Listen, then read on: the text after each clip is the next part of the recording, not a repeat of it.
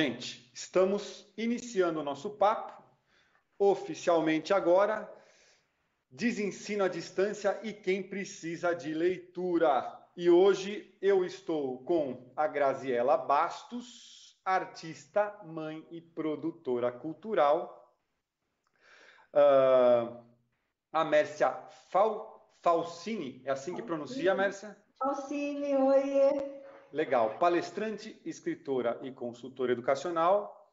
E a Jace, a querida Jacimara Miranda, escritora e professora universitária. Meninas, sejam muito bem-vindas ao papo aí. É uma pauta que eu adoro conversar, ela é sempre polêmica e, felizmente, ela é polêmica porque a educação merece gente inteligente conversando e concordando ou discordando, mas promovendo impacto social. Mas o fato é que, desde que a crise começou, eu tenho desenvolvido uma série de programas focados ao empreendedorismo, como uma forma de aumentar o hub e tornar mais potente esse enfrentamento da crise nesse momento. E estou falando disso porque a escola é um espaço potente de empreender, é um espaço de inovação, de cultura, de estratégia, e felizmente já de um tempo as pessoas conseguem entender isso e enxergar assim, ao menos quem está dentro da educação. Acho que ainda é um pouquinho mais distante, talvez, as famílias, em especial as famílias de poder público, por conta realmente da distância que existe de repertório cultural, mas é por isso até que hoje eu resolvi abrir a nossa conversa. Aliás, a dinâmica da conversa é bem tranquila, tá, meninas? Então, assim, a gente vai fazendo um papo despojado, eu não vou ficar passando palavra nem nada. Quem quer pega o gancho, fala, a gente vai de uma forma natural falando aí, até porque eu acho que quando a gente fala de forma natural, a gente transmite verdade no que a gente está falando. Bom, a primeira chamada que está entrando no rodapé aqui, depois vocês vão ver, é Desensino à Distância. E aí, meninas, eu queria que vocês falassem um pouquinho sobre esse caos que aconteceu quando a crise entrou. As escolas tiveram, então, que migrar de um modelo que elas estavam acostumadas por muito tempo, e do dia para a noite tiveram que transformar. Na minha visão, tá? Eu gosto sempre de polemizar. Na minha visão, isso foi um grande benefício à educação, porque provocou um movimento que a gente espera e que eu, pelo menos, espero e gostaria muito de ver, e acho que isso vai antecipar 5 ou 10 anos de evolução da educação, porque as escolas vão ter que se mexer, se reinventar, se pensar e entender que educar, ou a educação à distância não é essa coisa de ficar mandando só atividade, ficar subindo arquivo na nuvem, que ela é tão potente quanto o espaço presencial, apesar de não acontecer o toque, o estar ali, mas que existem alternativas.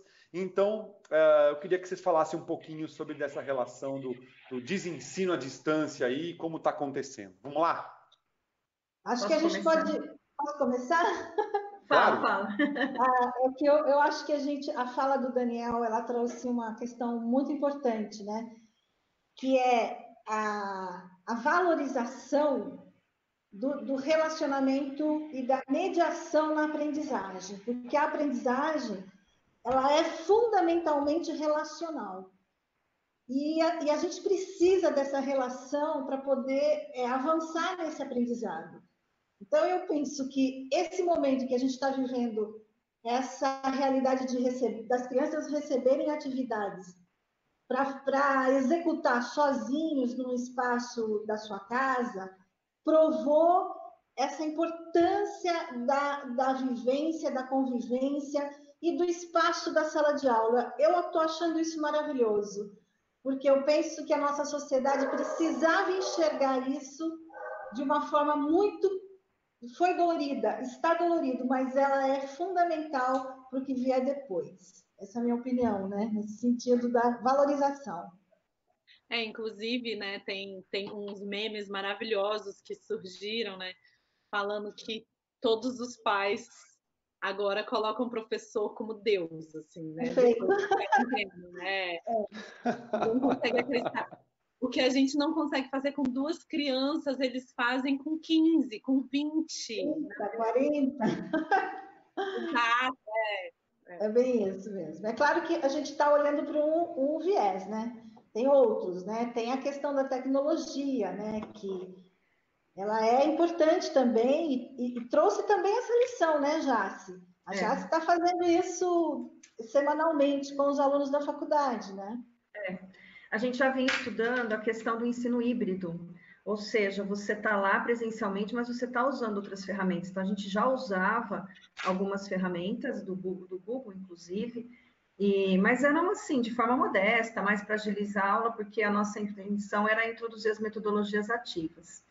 Com essa questão da quarentena, do isolamento social, a gente teve que, em 10 dias, a gente já passou totalmente para o ambiente virtual. Então, hoje você acessa por aqui, você marca um encontro com os alunos, a gente chama de aula remota, porque é ao vivo, né? Eu estou conversando com eles, a gente grava a aula para depois eles reverem, mas é totalmente, né? Eu estou na minha casa e cada um está na sua casa. Elas estão aprendendo bastante com isso, porque como é um curso de pedagogia, você também está preparando o professor para as tecnologias e para ele essa flexibilidade de ter que se virar, porque você tem que oferecer alguma coisa aí. É claro que é muito mais fácil para mim, porque são adultos, mas também tem dificuldades, porque tem meninas, então hoje a gente vive num país de desigualdades. Mesmo a nossa cidade aqui, a minha cidade sendo uma cidade de um alto padrão, né, econômico, mas você tem meninas ainda que não conseguem entrar na aula porque não tem a tecnologia. Então, ela está usando do celular, ela não consegue ir voltar, né, navegar nos ambientes, a internet cai, enfim, você tem vários problemas. Mas está sendo legal, eu não posso dizer que é ruim, porque realmente o que você falou é verdadeiro, a gente valoriza mais o encontro presencial, mas você não está parado. Então, assim, a gente ouviu falar de faculdades aí que cancelaram o semestre, eu acho isso uma pena. Eu acho que as pessoas tinham que estar mais ou menos preparadas, porque não é novidade a tecnologia, né? Você já vinha falando isso há muito tempo. É que colocar em prática, às vezes, é um pouco diferente, né? Mas eu estou buscando. E existem demandas presenciais. Sim. Brincadeiras que, infelizmente, muito a presença e não tem como, assim. Eu acho que você vive uma coisa pior, que você vive o lado da mãe que está recebendo atividade ou não, e daí tem que se virar, e é terrível, né? Acho que a gente pode separar essa coisa nas faixas etárias, né? Porque eu penso que na educação básica, até o 6º ano, as atividades que devem chegar para as crianças precisam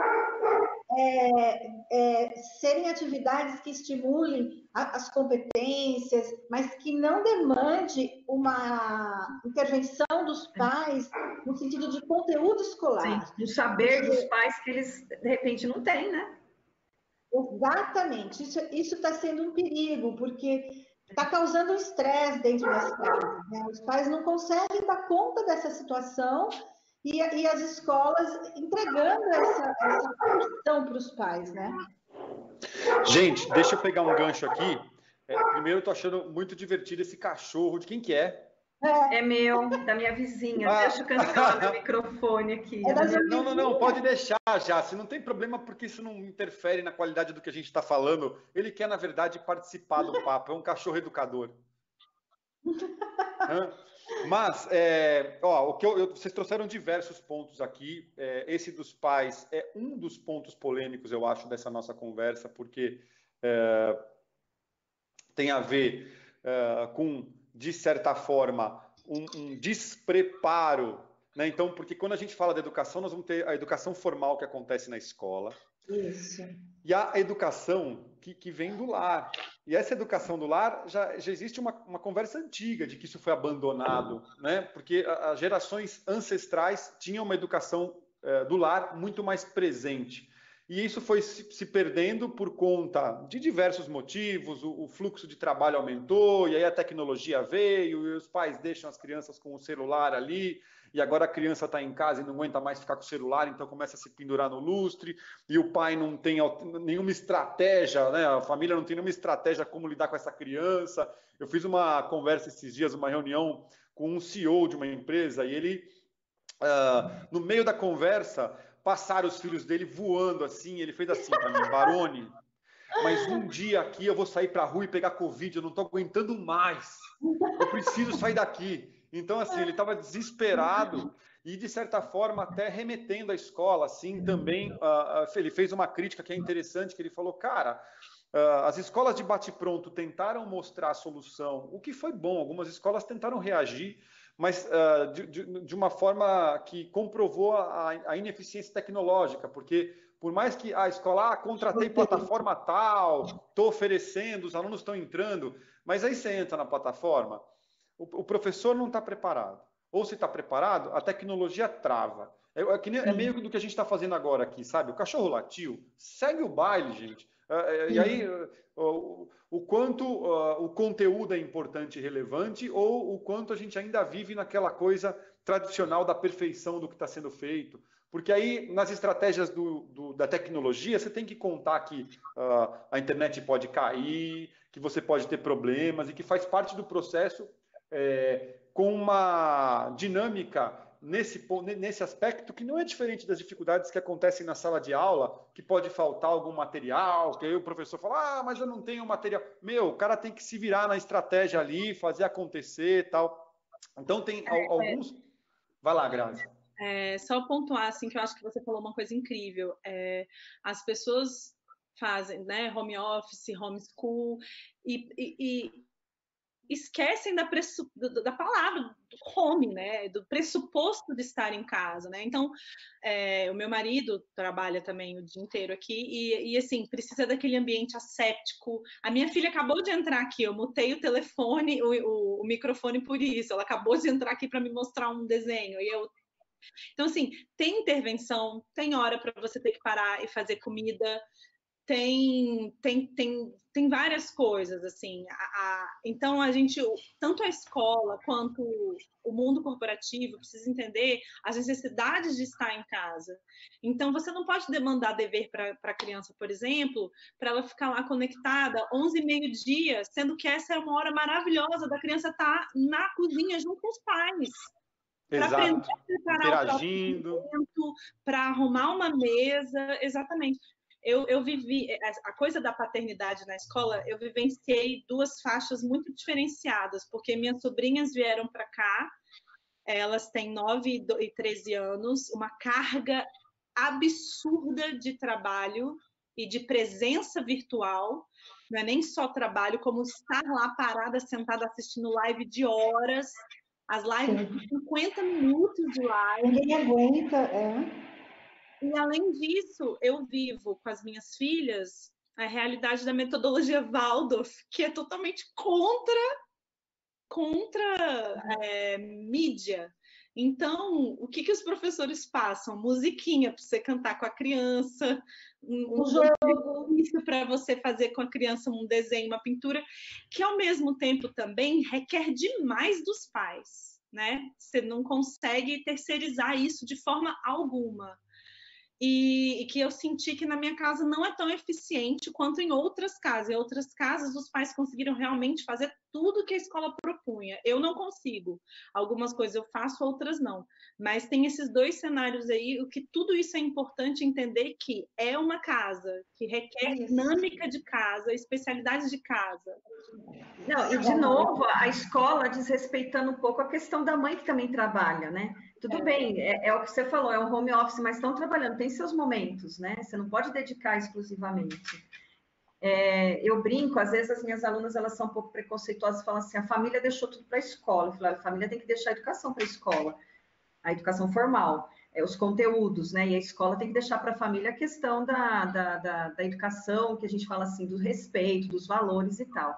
Mas a escola também, quando manda essas tarefas, ela esquece também, né? Não só que os pais não estão preparados, que o ambiente não é preparado, e que os pais também estão fazendo seus trabalhos em casa, que demanda também, né, uma nova organização, né, uma nova rotina.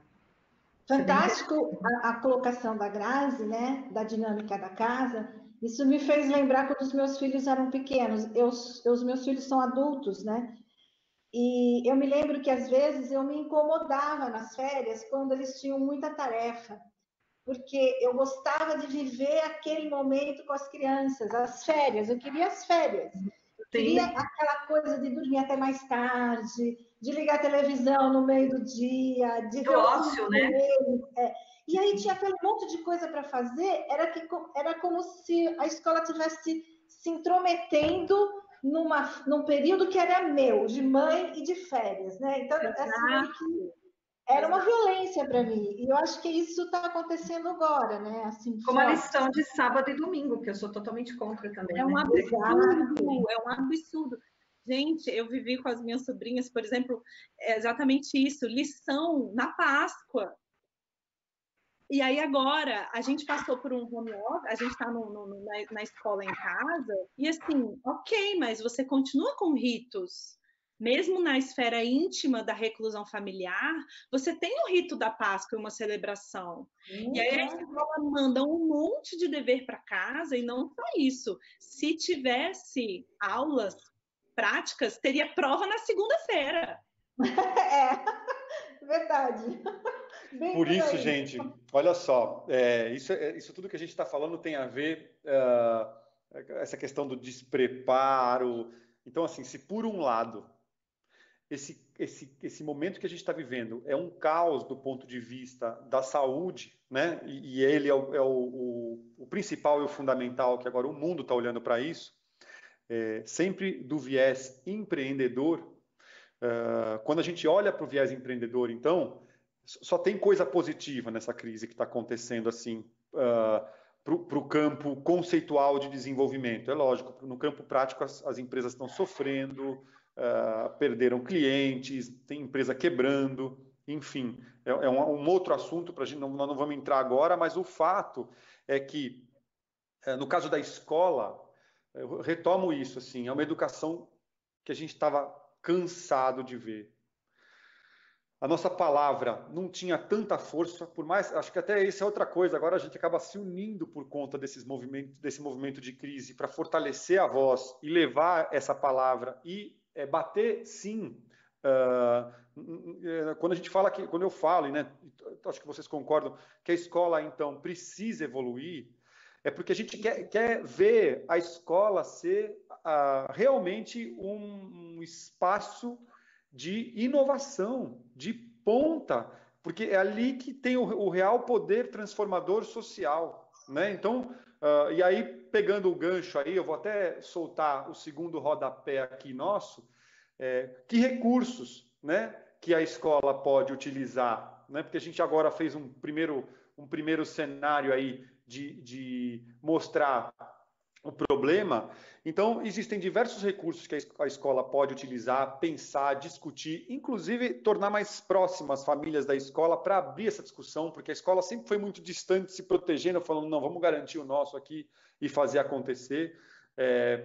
E aí, com todos os desafios, por exemplo, na educação infantil, que eu já escutei muito dono de escola falando assim, meu Deus, eu não sei o que fazer na educação infantil, como eu faço isso à distância, enfim. E então, quem precisa de leitura? O rodapé que eu pus agora aqui, para a gente trazer o nosso assunto para esse recorte que a gente está fazendo, pensando na leitura, nesse primeiro momento agora da nossa conversa aqui, como um recurso de interface entre a casa e a escola, né? E mais do que isso ainda, como uma retomada do entendimento da leitura e da importância da leitura. Então, assim, né, eu tenho certeza que as três têm para falar, mas eu vou pedir para a Jace abrir isso, porque ela tem vivido isso de forma muito presente na vida dela. Jace, quem precisa de leitura, minha linda? Hoje, mais do que nunca, todos nós, né? Todos nós. Até para a gente saber fazer uma leitura muito consciente desse momento que a gente está vivendo. porque a escrita e a leitura abrem ao mundo para nós, né? A gente estava discutindo outro dia na aula que a pessoa que não lê e não escreve é cega. E aí é cega mesmo, porque ela só vive aquele mundo dela. E hoje, se não me engano, eu estava dando uma olhada nos dados aqui, se não me engano, em 2017, 12 milhões de pessoas no Brasil não eram alfabetizadas ou não alfabetizadas, alfabetizadas de forma funcional, ou seja, não interpretam aquilo que leem, né? Leem pequenos textos e não conseguem interpretar. Então, é por isso que a gente tem essa coisa de não entendimento, né? Assim, eu vejo uma notícia, eu acho que aquela notícia é verdadeira, não é. Aí eu leio uma coisa, entendo uma coisa e a outra, enfim. A gente nunca precisou de tanta leitura nesse mundo, né, gente? Está bem claro, né? Pode falar, Maia. Nato, ficou muito claro nessa crise. Eu acho que aquilo que o Dani falou da questão da escola, né? De rever a sua forma de trabalhar, porque o que a gente tem visto são repetidores de conteúdos, né? Então, e isso está muito forte agora dentro da casa, porque os pais estão percebendo que as crianças estão repetindo conteúdos, excesso de conteúdo. E isso não traz para ninguém uma capacidade crítica, de pensar, de refletir, de compreensão. E aí é que entra o livro, entra a leitura, essa leitura desprovida de tarefa, de ter que fazer alguma coisa com a leitura, mas aquela leitura de leite mesmo, né? Que dá para a gente uma ferramenta de compreensão do mundo. Então, a escola está vivendo essa reflexão, eu acredito, porque eu tenho conversado com muitos professores, educadores, essa reflexão por conta disso que a gente está vivendo, né? E os pais também estão percebendo isso, né? Do que adianta o meu filho repetir tantos conteúdos se ele não é capaz de ter uma criticidade sobre o que está acontecendo ao seu redor? Então, eu acho que é assim o nosso momento de mudar essa história toda, até que enfim. Nossa, eu concordo plenamente, assim, as mudanças, elas vêm em escassez, né? Na abundância, você colhe e você multiplica, mas as mudanças, as quebras de paradigma só vêm quando você tem arestas bem estreitas, assim. Então, é o desafio que promove isso, né? Como você falou, Daniel, do empreendedorismo, né? As possibilidades que se abriram agora. A mesma coisa na educação. Imagina, ao invés de uma live de 50 minutos, você dispersa o interesse da pessoa, ficar 50 minutos sentada lendo. E depois você tem uma troca ali sobre a interpretação disso. Você falou uma coisa mais incrível sobre o senso crítico depois, né? A leitura crítica. Mas eu acho que antes disso tem o despertar um interesse, né? Criar o hábito. Exatamente. E assim, na verdade, o interesse investigativo, eu acho que quando você desperta isso numa criança, é um caminho sem volta. A curiosidade é um caminho sem volta, assim, e é maravilhoso. Sensacional. É sensacional. Eu entrei na faculdade com 16 anos, então eu era completamente matura para isso, né?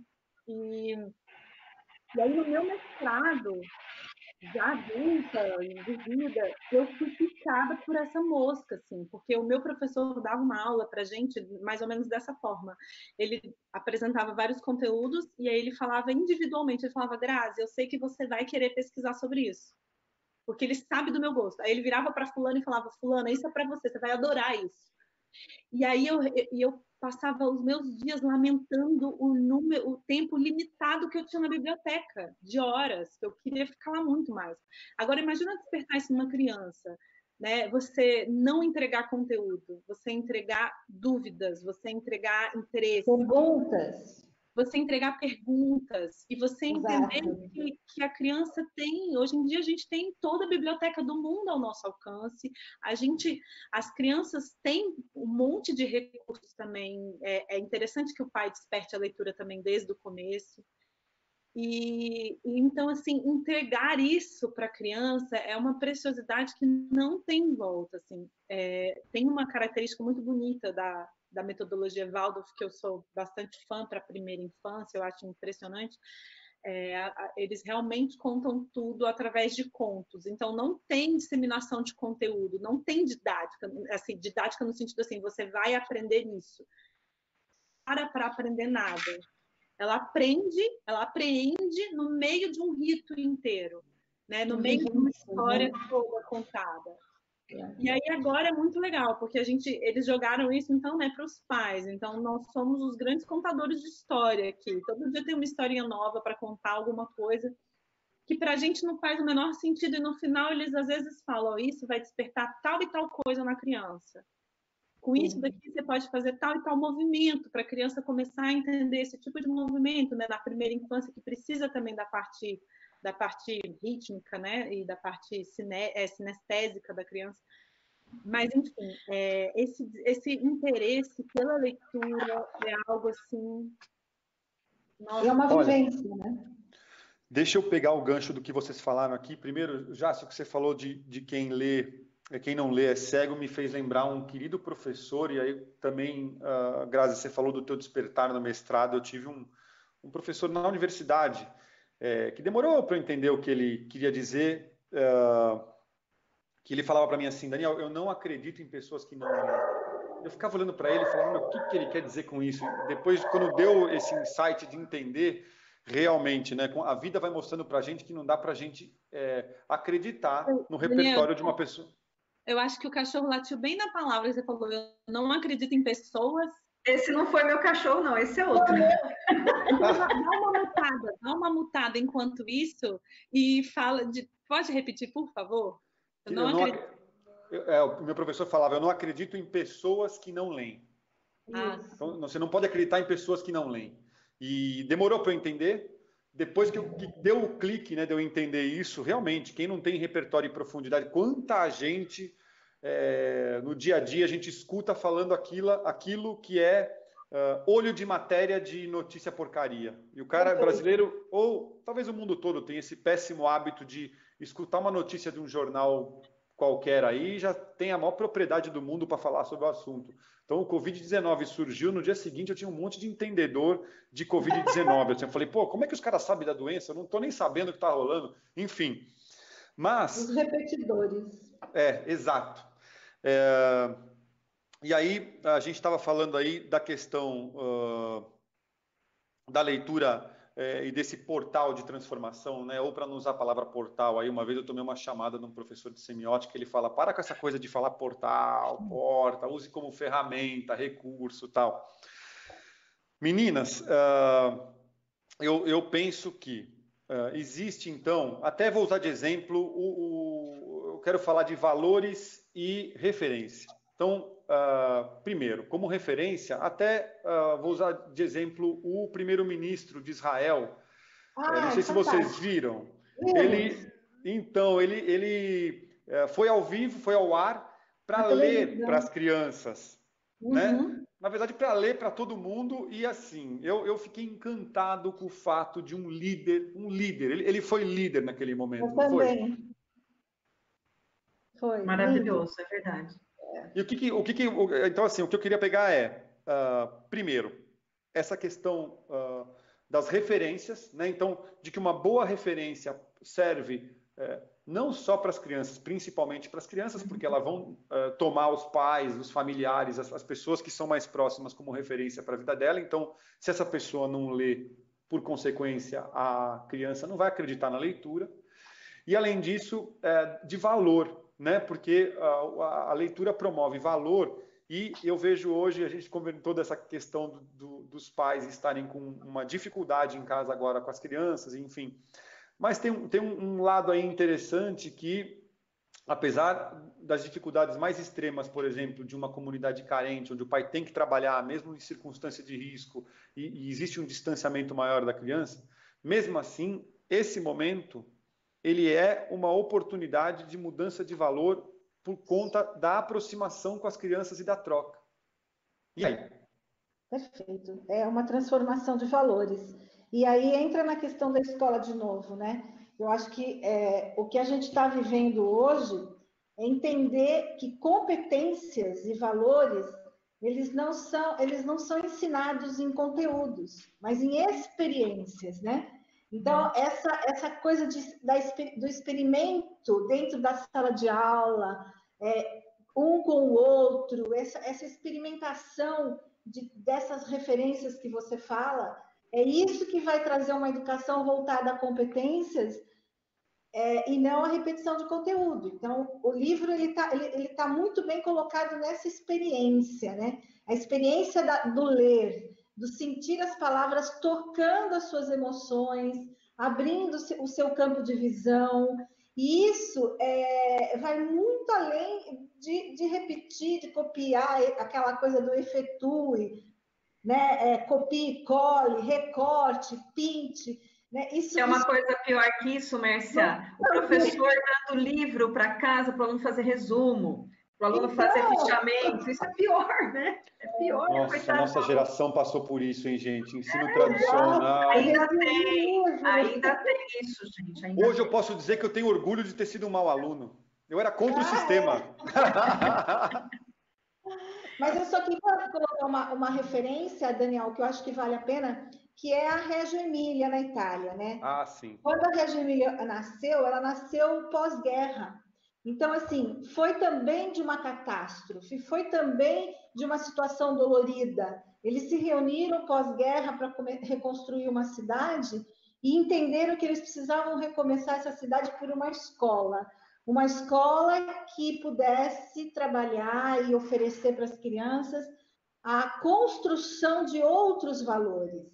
Não, então, o simbolismo, né? De você ter uma escola simbolizando a reconstrução de um povo inteiro. Exato. Eu acho que a gente não pode perder essa oportunidade aqui no nosso país. A gente está vivendo também uma guerra, né? E a gente pode sim reconstruir essa escola a partir dessa necessidade que está surgindo aí com todas as famílias, enfim, do que realmente é importante, né? Para não cair lá na história de que todo mundo sabe tudo, fica dando opiniões rasas, né? Para a gente garantir isso, né? Para contextualizar o pessoal que está nos assistindo, porque tem muita gente da educação que assiste quando escuta Reggio Emília, ok? E tem muita gente que vai nos assistir. Gente, Reggio Emília, cidade na Itália, e no pós-guerra teve um movimento encabeçado por Loris Malaguzzi, que, vocês me corrijam se eu estiver errado, mas criou 100 linguagens da criança. Na formação da criança. Na formação da criança, um projeto lindíssimo. E o mais importante, esse projeto foi pensado por muitos anos, por 50 anos. Ele acontece até hoje, então quem acessar o site do projeto, esse projeto educacional, inclusive, ele é um projeto de rede pública em Reggio Emília. Então, é uma referência, talvez, uma das principais, se não a principal referência no mundo hoje em educação, pelo belíssimo trabalho que vem sendo feito. Mércia, você fez uma lembrança fundamental, porque agora eu acho que nós não precisamos necessariamente de um Loris Malaguzzi, porque o brasileiro tem essa síndrome do herói. Mas o que a gente precisa é que todo mundo incorpore um Loris Malaguzzi e fala, gente, vamos lá, vamos fazer, vamos colaborar e compartilhar. Porque vocês concordam comigo que tem muito isso do eu sei, eu faço, tem gente que você dá uma caixinha de fósforo, o cara sobe em cima e vira palanque você fala, Jesus, o que ele está falando lá? E eu acho que a educação é um espaço colaborativo de troca, onde não existe uma pirâmide hierárquica, e sim existe um círculo de troca, não é isso? Mas que começa com a própria pessoa, né? Então, quando a Mércia estava falando, palavras incríveis, sábias, me veio na cabeça assim, né? Como que o adulto que não lê consegue desenvolver o hábito de leitura no seu filho, no seu aluno, enfim. Então, eu também volto essa preocupação para a própria pessoa, né? Para cada um de nós lá, ou dos pais que estão lá com as crianças e que querem ler, que também não tem isso, né? Então, eu também me preocupo com isso, porque muita gente não tem o hábito da leitura ainda. E aí eu cobro isso da criança. Então, o que a gente tem que fazer, né? O que a escola, o que a universidade tem que fazer para disseminar isso, né? Porque hoje eu acho que o livro está mais acessível. Na minha época, a gente não tinha acesso. Hoje você vê na internet, você vê... Nós somos da época da Barça, Jace. Da Barça. Enciclopédia Mirador, era um inferno aquilo na nossa vida. Nem quero falar. E aí tem muitos projetos bacanas, acessíveis ou até gratuitos, né? E assim, a gente precisa usar disso para disseminar mesmo, para popularizar, para a leitura não ficar só como uma coisa da elite, né? Que pode comprar o livro, que pode frequentar a biblioteca, enfim. É muito engraçado, tem uma pesquisa maravilhosa, chama Cultura nas Cidades. Se vocês quiserem olhar depois, Cultura nas Cidades.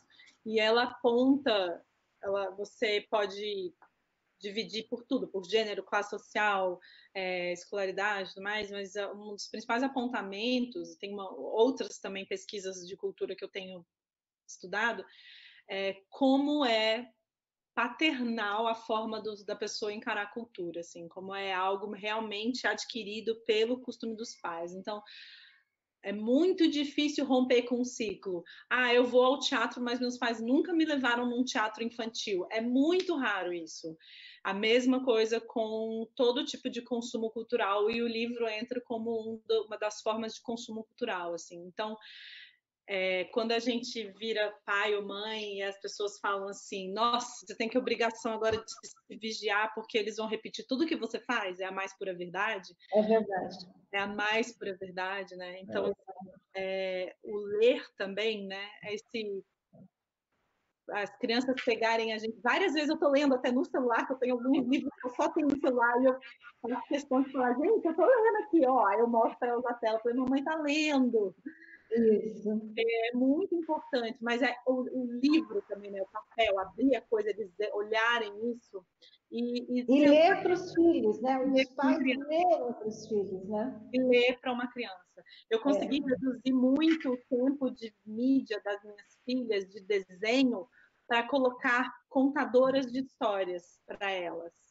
Então, é uma ótima ideia. Em vez de colocar a criança para ver um desenho todo pronto, com milhões de estímulos visuais, tem várias contadoras, tem lindas, tem o Mãe que Lê, que eu sou super fã, ela também é autora. Tem um monte de espaços onde você coloca a criança na frente de uma TV, então você vai ter esse momento de paz para os pais, mas a criança vai estar vendo um livro e uma conversa coisa de qualidade, né? Exatamente. E não é nem questão nem de qualidade ou não, é aquele espaço que tem brecha para a imaginação da criança entrar, né? Não é um desenho pronto, né? Formatado. Então, o livro, mesmo com ilustrações lindíssimas, você tem muito espaço para a criança entrar com a imaginação dela, né? O livro, ele é reativo, né? Ele não é uma via de mão única, diferente de desenhos, né? Isso que você falou é muito legal. Deixa eu só falar bem rapidinho, Dani. Que ela falou da preocupação dela estar no celular, mas mostrando que está lendo. A gente precisa se conscientizar que nós somos modelo para as pessoas e somos modelos para as crianças. Então, assim, em vez de ficar falando só o que eu quero, eu tenho que mostrar, né? É difícil, né? Mas eu preciso fazer isso. Porque a gente, né? Pode falar. É o exemplo. É o exemplo, A leitura gente, exemplo. Exato. Eu vou pegar aqui, eu só reforçar uma coisa que eu falei importante, porque tem a ver com política pública, mas educação como um todo. Eu falei de Reggio Emília, que tem mais de 50 anos de projeto de educação. Eu falei isso por conta da raiva, de certa forma, que nós temos dos projetos educacionais acontecerem aqui no Brasil de 4 em 4 anos ou de 8 em 8 anos, porque troca a gestão política e vem um novo imbecil, desculpem falar assim, mas era o projeto de educação que estava acontecendo. Então, continuidade. A gente precisa de continuidade na educação, independente, política pública séria, política que as escolas consigam fazer esse projeto de continuidade. Isso que você falou do acesso, Jace, aos livros, livro ainda é algo muito caro, né? O livro impresso. Mas, isso por questões tributárias e uma série de outras coisas. E um dos motivos pelo qual muitas editoras quebraram no Brasil, porque com a crise econômica as pessoas pararam de comprar livro e o preço ficou impraticável. Mas o fato positivo é que os modelos digitais, né, a Grazi falou, eu leio pelo celular, e as crianças já são dessa geração que tem facilidade dessa leitura em recurso digital. Então, existem sim alternativas, existem bibliotecas virtuais gratuitas para as pessoas buscarem informação, e além disso, a palavra se tornou mais fácil de ser produzida, porque existem muito mais autores, muito mais gente produzindo coisa boa, coisa ruim também, que é importante ter o filtro e tomar muito cuidado, mas o fato é que tem material disponível, existe o acesso, né? E a informação está aí. E aí eu quero pegar o gancho para nossa última, o nosso último rodapé dessa conversa aqui, que é a leitura como estratégia. A gente já falou um pouquinho disso na nossa conversa agora, mas eu gostaria que vocês agora enfatizassem ou dessem recursos às pessoas, assim, mostrassem às pessoas como utilizar a leitura de forma estratégica na escola, em casa ou nessa interface nesse momento. Sim. Partindo do que a gente conversou, usar a questão do exemplo, do modelo, né? Eu vou falar um pouquinho do que eu fiz e faço em casa, com os meus filhos. Desde muito pequenos, bebês, eu lia para eles. Então, o recurso, a estratégia era, às 8h30 da noite, botava os 2 filhos de 2, 3 anos na minha cama, para preparar, né, o clima do soninho, e pegava os 2, 3 livrinhos infantis e lia para eles até que eles dormiam. Fiz isso por muito tempo. Eu usava outra estratégia, que era, quando a gente estava conversando algum assunto, eu sempre punha um livro no meio. Então, peraí, tem um autor que fala disso. Aí pega o livro e leio aquele trecho e a gente continua aquele bate-papo da adolescência. Fiz muito isso, né? Então, acho que são estratégias para os pais. E aí pensando nesse pai que é leitor, porque ele vai ter que ter essa competência, né, leitora, para garantir que os filhos continuem leitores. Os meus 2 filhos são muito leitores, leem hoje.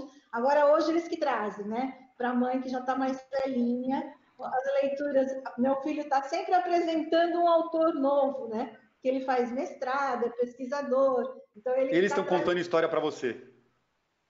E é o que eu mais quero, que eles me contem histórias agora. Só complementando o que você falou, isso que você falou de ler para os pequenos, né? É assim que a gente faz mesmo. Mas assim, só complementando, passando o dedo embaixo do que tá das letras, isso é muito bacana, que a criança já vai se entendendo, já vai entrando nesse mundo da alfabetização, que é ali que está saindo as palavras, que é ali que eu leio. Ela já vai fazendo uma coisa que a gente fala que é esse sincronismo entre o que eu falo e o que está escrito, então é muito importante passando o dedinho embaixo. E eu fazia também com as minhas meninas, Mércia, acho que a Grazi vai fazer isso também, quando as delas crescerem, eu lia os livros que elas estavam lendo, para poder discutir, né? Sim. E assim, e também é interessante, você pode ler junto. Se a criança não gostar, às vezes a criança não quer, então você lê no seu momento e eles, os adolescentes, no deles. Ou se é um livro que eles querem ler, por exemplo, vou dar um exemplo aí, Harry Potter, que é enorme, é um livro grossão, que todo mundo gosta, mas é cansativo às vezes de ler. Então você lê 2 páginas, ele lê mais 2, 3, né? Eu fazia isso com aqueles livros chatos que eles não gostavam da escola quando traziam, né? E criar um suspense na história, né? Porque eu acho que você pode deixar um pedaço da leitura de um dia para o outro com aquela coisa de a criança ficar querendo saber. Meu Deus, mas me conta. Não, amanhã a gente continua.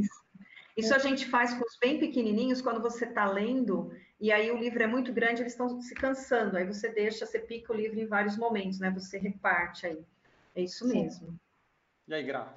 A Grazi é incrível leitora de livros para as pequenas, né, Grazi? Conta aí o que você faz. Eu sou atriz, né? Então eu faço milhões de vozes. Tanto é que aqui em casa a Clara já fala: não, a mamãe lê melhor. Então, uma das poucas coisas que elas assumem que eu faço melhor do que o marido. Mas então a gente tem esse momento, assim, é um momento para mim muito sagrado. Eu realmente acho que ler para uma criança é uma das melhores coisas que você pode fazer para qualquer ser humano. Eu tento até passar para, por exemplo, a menina que trabalha aqui em casa, que tem criança pequena, eu fico dando os livros que as meninas já não querem mais. Eu vai, lê para os seus filhos, por favor, leia. E assim, é possível acesso. O Itaú tem um projeto maravilhoso que é Leia para uma Criança, que ele distribui livros de graça também. Sim. Muito bom projeto. Estou dando um curso agora de para bebês, ler para bebês. Um curso de 10 dias. Esse é Você está dando um curso? Sim. Do Itaú, junto com a Nova Escola, né? Esse curso. Legal. É bem legal. Bem legal esse curso. Muito bom. Muito, eu acho que é muito bacana, assim, a leiturinha também, assim como, né, tem os books, né, os box de leitura são incríveis, e a leiturinha a gente começou agora, nessa vida, minha mãe deu de presente para as meninas da assinatura, e é incrível, porque ela desperta o interesse de várias formas, veio o livro, ó, fazendo merchan, mas não, pode falar à vontade, aqui não tem tempo ruim. Aqui não, tem o livro, tem alguma brincadeirinha associada a esse livro, é muito bacana e a curadoria é incrível. Para vocês terem ideia, o livro do mês passado que chegou, olha que legal, é um livro de mágica, em que a mágica acontece no livro. Então, é uma metalinguagem mágica no livro. Mais da metade do livro são folhas em branco. O livro é inteiro de folha em branco porque o mágico desapareceu, entendeu? Então, eu peguei esse livro para ler e me surpreende, porque são novas abordagens dentro do universo livro. E eu estou muito maravilhada com o que essa coisa pode acontecer, né? O que o livro pode virar. Desde pop-ups, né? Aqueles livros que pulam para cima, com livros com textura, com várias coisas, assim. Tem muita opção hoje, né? Tem. Muita. Mas tem também vai na internet, pega um conto. Crianças adoram contos ritmos, né? De repetição, e aí o burrinho foi, e assim vai. E é muito interessante, é uma proposta também, mais uma vez, buscando da pedagogia Waldorf, que você aprenda esse conto, passe para a criança, e é o oposto do que eu faço até, mas assim, você tenta contar com o mínimo de emoção possível, porque aí a criança preenche as emoções para ela. Então, às vezes, você coloca como medo, o momento que seria o medo para você, não é o medo para a criança. Às vezes, ela entra com medo em outro momento. Às vezes, uma coisa que seria euforia para você não é para ela. Então, tem alguns contos feitos com muito cuidado para isso, principalmente, por exemplo, Irmãos Grimms, coisas desse universo fantástico, imagético, que passa pela bruxa, passa pela floresta, que tem esses lugares do desconhecido, né? Que a gente sabe simbolicamente que é a imersão na loucura interior, né? De cada um. É muito legal que a gente vá maneirando aí e deixa a criança colocar as sensações dela, né, aí dentro. Isso é muito bacana. Deixa eu aproveitar o gancho e falar assim, nunca falar assim, tá vendo qual que é a moral da história, né? Porque o conto de fadas não tem moral, né? Não é para você ficar dando lição de moral na criança ou tentando trabalhar um conteúdo a partir do livro. Eu acho que a gente tem que entender que a gente tem que ler também por prazer. Então, a Grazi fica falando de um jeito tão gostoso sobre a leitura, porque ela é uma leitora muito forte, né? Está muito forte nisso, nela. Então, a gente também, como estratégia, tem que fazer o adulto se descobrir enquanto leitor. O que eu gosto? Não vale só ler livro para eu me informar ou para eu estudar. Eu tenho que ler o livro por prazer, eu tenho que achar aí qual que é o meu gênero, né? E que é muito importante. Nossa, isso é perfeito. Desculpa, toda vez que eu estou lendo livros técnicos, livros mais não sei o quê, eu estou empacada e não avança. Aí o que eu faço? Pego um Agatha Christie, desanda. Eu quero colocar mais duas dicas aqui, que eu acho que vale a pena para os pais, né, que estão assistindo aqui, estão ouvindo a gente aqui. Uma é, leve seus filhos nas livrarias, porque a gente vai para tantos lugares com os filhos e não visita a livraria, né? Então, assim... Biblioteca pública, que nós temos ótimas nas cidades e ninguém faz um passeio, né? Onde nós vamos? Vamos numa livraria. Então, assim, isso é bacana. E uma outra coisa, né, assim, pensando nessa coisa da leitura prazerosa, eu sempre defendi muito isso com os meus filhos e também nos meus projetos dentro das escolas. Depois que você lê, pergunta para o seu aluno o que você sentiu. Né? Porque acho que assim, mais do que o que você entendeu, é o que você sentiu. Aí você começa a criar essa coisa da sensação, né? Aquelas palavras me trouxeram que sentimentos, né? Hoje eu sou dependente dessa emoção. Quando eu vou ler, e eu já estou num momento da minha vida que eu não tenho preconceito nenhum em começar um livro e não terminar. pegar aquele livro e não gostar. Não tenho. Eu quero... Começar pelo fim, né? Ou pelo meio. Eu quero sentir. A hora que o livro começa a mexer comigo, com os meus sentimentos, é um livro que eu vou ler, e vou ler rápido, e vou ler até o fim. Então, assim, eu acho que isso é bacana a gente levar para a leitura, né? E dá para fazer isso na escola também, gente, né? Não é proibido. E assim, ó, não tentar decodificar cada letrinha que tem lá, cada palavra, porque às vezes eu estou numa página que eu não entendo a palavra, mas eu estou entendendo todo. Então, deixa a leitura fluir, né? Não fica parando para pegar. Eu já vi professor dando dica, pare, usa o dicionário junto. Faz isso, né? Isso é muito bacana, por exemplo, eu busco muito ler na linguagem original dos livros.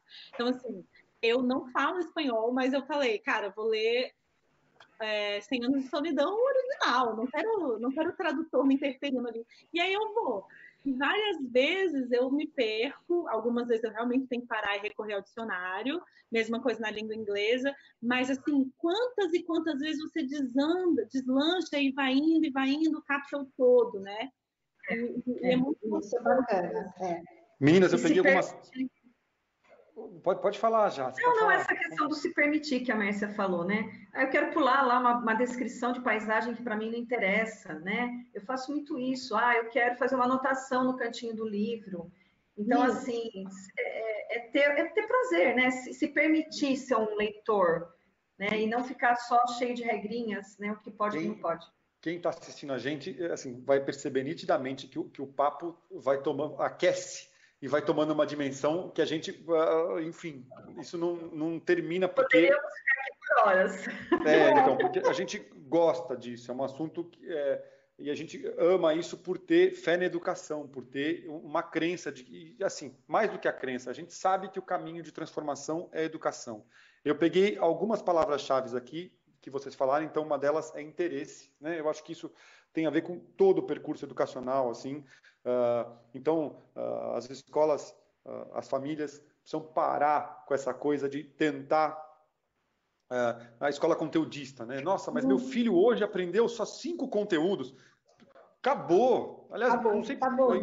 Eu acho que isso surgiu pós-revolução industrial, porque tinha aquela coisa de necessidade técnica e assim, entender que grade não é grade de cadeia, né? Tem outro contexto. Eu acho que assim é muito. Dani, e acho que é importante falar assim, hoje o conteúdo está aqui na internet. E qualquer conteúdo que eu queira saber, eu tenho sites bons, confiáveis, eu entro ali e sei. Agora, saber ler esse conteúdo que eu estou buscando é totalmente diferente. Saber ser crítico, né? Saber usar esse conteúdo é outra coisa. E aí, uma outra palavra que acabou não surgindo, mas ela apareceu de forma implícita, tem a ver com ritmo, eu anotei aqui. Porque, então, cada indivíduo tem uma forma muito particular de destravar determinado conhecimento. Porque exato, né? A palavra é aprender. Então, isso vai acontecer de uma forma, tem que acontecer de forma natural para cada indivíduo. Eu acho que o professor, a Mércia falou muito bem no começo da conversa, né? O professor tem esse papel de interlocutor, de mediador, ele tem que estar preparado para isso, mas apesar de ser uma dualidade, né? Porque o governo apresenta, o Ministério da Educação normatiza um currículo que a escola tem que cumprir naquele ano, e isso acaba beneficiando até uma indústria da educação que acaba gerando apostilas e tudo mais, que a pessoa tem que ficar ali vencendo aquilo, e enfim, dá uma outra conversa num outro dia. Mas o fato é que a gente tem que aproveitar esse momento, como vocês bem falaram, já que está acontecendo isso agora, vamos romper com isso agora. Então, o que essa criança tem interesse, o que essa família, ou o que a escola pode gerar de interesse nesse diálogo com as crianças e promover uma educação e uma aprendizagem efetiva, duradoura e histórica na vida da criança, né? Daniel, e também esse momento está trazendo para a gente uma reflexão acerca da competência socioemocional, né? Porque o que a gente tem percebido, quanto é difícil a pessoa ter essa responsabilidade do coletivo, né? Dessa coisa assim, eu não estou fazendo por mim, eu estou fazendo pelo todo, né? E isso perpassa pela competência socioemocional, que nós desprezamos na escola por muito tempo. Então, assim, o resgate, o compromisso da escola com essas competências, porque no final, o que importa é exatamente isso, a sua capacidade de se relacionar com o todo, com o coletivo, com o bem-estar de uma comunidade e de uma sociedade. Né? Então, eu acho que é o momento da escola abraçar isso, que, aliás, está já posto, né, no novo currículo, na nova base, mas que ainda muita escola não consegue pensar sobre como fazer. Então, acho que é o momento certo da gente refletir e levar isso para a sala de aula. Messi, você fez mais uma referência antes das meninas falarem, é sempre importante porque nem todo mundo sabe. Quando você fala da nova base, pessoal, BNCC, isso. Base Nacional Comum Curricular, tá? Então, esse é um documento disponível no site do Governo Federal, no Ministério da Educação. Aos familiares, se quiserem e puderem até, isso vai melhorar o diálogo com as escolas, porque as escolas seguem esse documento como uma diretriz, ou deveriam seguir como uma diretriz. Ele é um documento que evoluiu de um documento anterior chamado RCNEI, para Educação Infantil, né, Referencial Curricular na Educação Infantil, e os PCN, os Parâmetros Curriculares da Educação, ou seja, o Ministério da Educação tem, historicamente, uma produção potente, né? A gente tem que reconhecer isso. Tem gente muito boa que fez coisa muito boa lá. Historicamente, também, o Brasil tem educadores incríveis. Então, a gente sempre fala de Paulo Freire, Darcy, mas, assim, são grandes educadores da história, mas existem outros grandes educadores que fazem o nosso dia a dia aí. E que ajudaram a construir essa base nacional comum curricular que está lá, que foi feita com a participação de todos os brasileiros aí que quiseram. Né, que são da área Exato, da educação. foi uma proposta democrática, né, para que ela acontecesse. Sim. Legal, gente, eu vou encerrar o nosso papo por aqui. Que pena! Pois é, eu agradeço muito a vocês três pela participação. Para quem quiser, esse conteúdo vai estar no blog da DBAR. Eu também depois vou compartilhar no Instagram, enfim, vou fazer rodar as mídias sociais aí, marcando todo mundo. Vou pedir para que depois que a gente efetivamente encerrar aqui, vocês fiquem comigo online para a gente fazer um fechamento, tá? Mas para o público que está nos assistindo, muito obrigado pela sua atenção. Eu acho que cumprimos o nosso papel de levar conteúdo relevante no meio desse mar de informação que existe hoje, em que você tem que selecionar o que é bom ou não. Me excluindo desse momento e só fazendo o meu papel de interlocutor, nós estamos aqui com 3 pessoas incrivelmente valiosas na educação, né? E que puderam deixar a palavra aí. Grazi, eu acho que isso é um efeito educador, efeito do educador, assim, todo educador quando a gente fala isso, fala, imagina, eu não, vem com essa modéstia, mas é sim, né, eu tenho certeza que quem está assistindo a tua palavra, todos os recados que vocês deram aí, vão olhar com muito carinho e admiração. E para a gente concluir o nosso papo, eu vou pedir para a Jace, então, fazer um trecho de leitura final. Pode ser, Jace? Pessoal? Pode ser. Vamos lá. O que você vai ler? Eu vou ler uma poesia chamada Das Pedras, da Cora Coralina. A Cora Coralina, escolhi isso daqui, né, assim, de última hora, mas com muita importância, porque ela só estudou até a 4ª série, começou aos 16 anos, escrever poesias. Ela tinha pouco contato com esse gênero literário, com pessoas que escreviam poesia, então vinha realmente de dentro do coraçãozinho dela.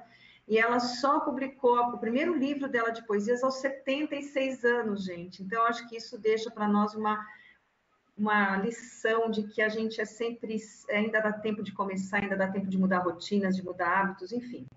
Vamos lá, então. Das pedras. Ajuntei todas as pedras que vieram sobre mim. Levantei uma escada muito alta e no alto subi. Teci um tapete floreado e no sonho me perdi. Uma estrada, um leito, uma casa, um companheiro. Tudo de pedra. Entre pedras cresceu a minha poesia, minha vida, quebrando pedras e plantando flores. Gente, fiquem com Deus. Um beijo para todo mundo aí. Valeu!